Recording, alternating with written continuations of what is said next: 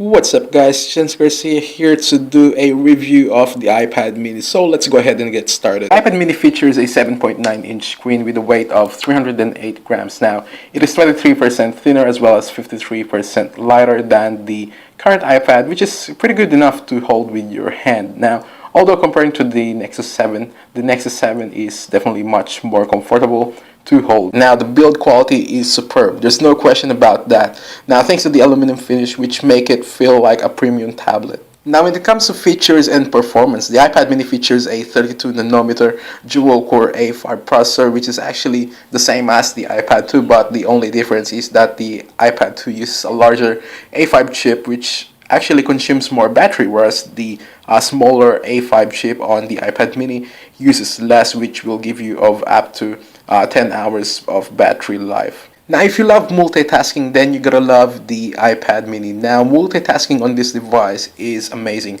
Now even though it's got a dual core processor, now it's all because of the iOS. Now even though the iOS is boring, everything seems to be working as fine with the iPad mini. Now as I've said, multitasking is amazing. I've tried to open as much apps as I can, but it's still not lagging at all.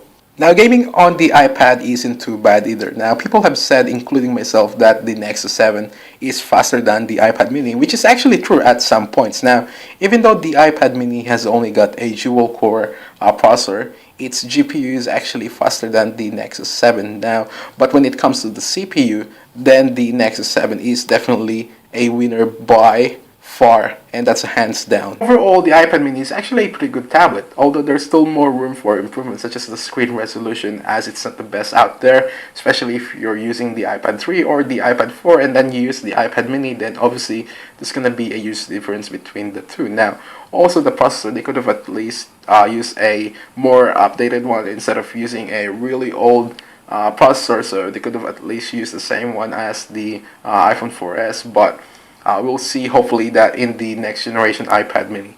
Right. There you go guys, pretty much that is my review of the iPad mini. Let me know what you think about it by leaving down some comments down below. I'm CES Garcia, and I'll see you all in the next one.